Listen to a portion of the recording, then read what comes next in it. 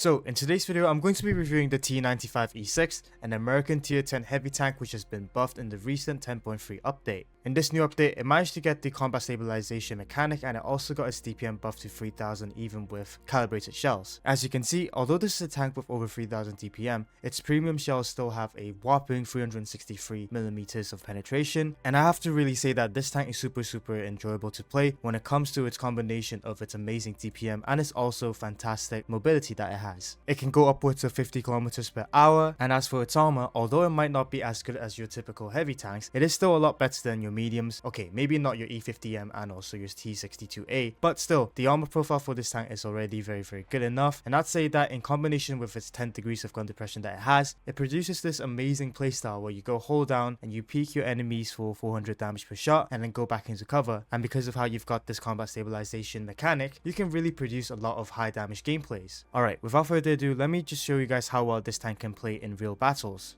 Okay, so we find ourselves on the Greek map. I don't know what it's called, but let's see. We're gonna probably go to medium side for the first game of today's video because of how, well, you can see that we've got a T54 and also a Skoda T50, while the enemy team gets 2 tier 10 mediums for some reason. It would be also great if our AMX or maybe our E5 would go and help our mediums out, but it should still be fine. You know what, I would much rather have them hold heavy side while we flank on the medium side, so I think it should still be winnable. But still, wargaming, why would you give the enemy team 2 tier 10 mediums, while for my team you give us 2 tier 9 mediums instead? I don't know how this works, but okay, let's make this work though. The projectile is not in position, surprisingly. I would expect the projectile to pull up over there, but it is still okay. Because of how the 121 just got shot, I'm just gonna pull up and see whether I can get any damage into the 121 or maybe the projectile. Let's see. Okay, the convoy is over there. Let's see whether I can get a shot into the convoy. Unfortunately, that was a little bit of a lag or something like that. I don't know what was happening. Let's see, the 121 is overextended, and that's one shot for 360 into the 121. Let's not get shot by the 121 in the process if possible. Hopefully our 183 can bonk it, because I don't really want to take any shots. What is the 121 even doing at this point? Yeah, I don't know what the 121 was thinking, you know, back there. Poking a F3 121, not 121, poking a 183. Let's see. I think the convoy is still back there in that bush, but I don't really want to find out.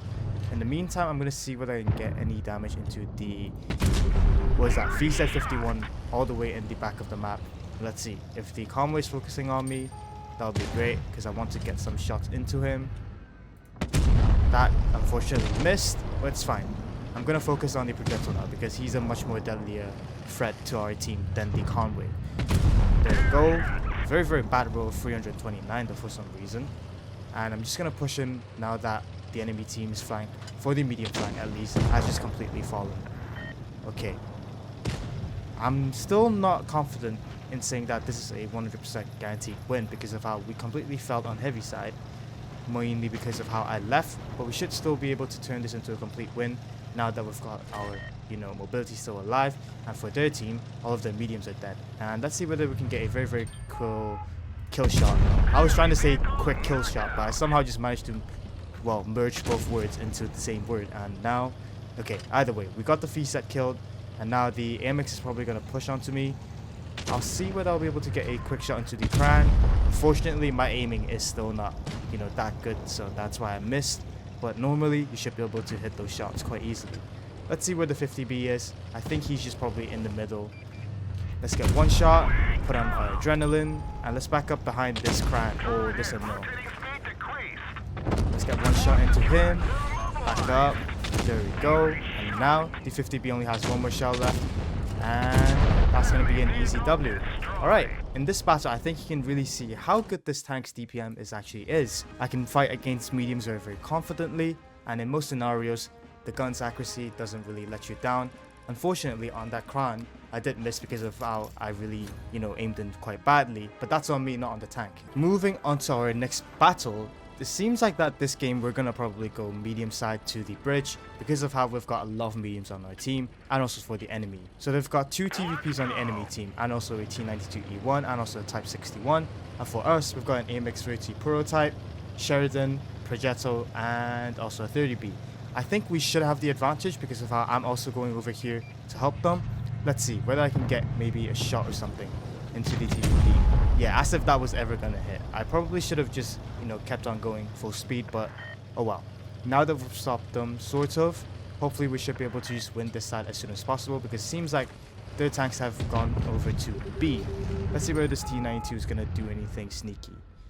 I'm just gonna aim over here, and if he pulls out, we should be able to. There we go. 417 into the T92E1, and now he's basically dead.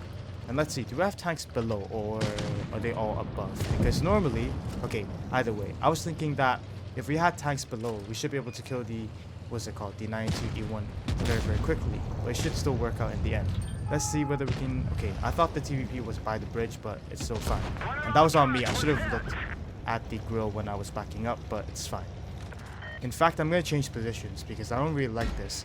As you can see, you've got just tanks on your side if you stay in the middle for too long. So I'm just going to back up a bit and probably pull down to, well, underneath the bridge and see whether I can push onto the TVP. Or maybe help out and see whether this tank can get taken out over here. I don't like how, you know, the Type 61 is just tunneling my guy over here, but let's see. Another shot into him for 396, and I don't think he's gonna be, you know, that brave about pulling up on us now anymore. Unfortunately, our F3183 was taken out, but we should still be fine over here. I'm just gonna, you know, pull my gun out a bit, but I don't know. I don't think this is a good idea, AMX. He's just gonna get shot by the TVPs behind, and it's just gonna be me now. Hopefully the AMX will take out the TVP so that I can have more help over here. That's another shot into the 50B, and let's see. I don't want to really get shot by the 60. So let's see, another shot. Nope. Okay, let's just hold this position over here without getting shot by the grill if possible. I can't really back up anymore because he's just aiming at me. But I should still be able to get another shot before I die. And he shot Ichi. Aww. Unfortunately, we died there, but if the grill wasn't just focusing us, we probably would have been able to survive. And to be honest, I was trying my best to help the grill, no, not the grill, but the 183 when he was just getting completely annihilated. And we can still win this if the projectile takes out the grill, but unfortunately, he didn't aim that one long enough, and yeah. And unfortunately, we weren't able to win this one. Our medium tanks were trying to capture the base. We were playing against a 50B and also a 60 TP, who were quite fast, and unfortunately, we lost as a result.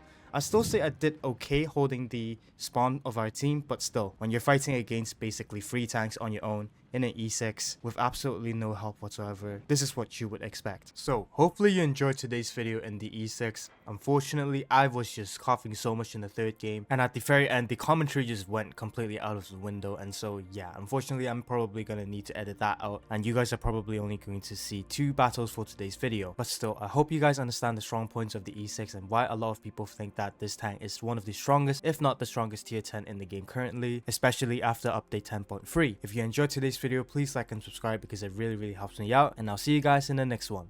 Bye!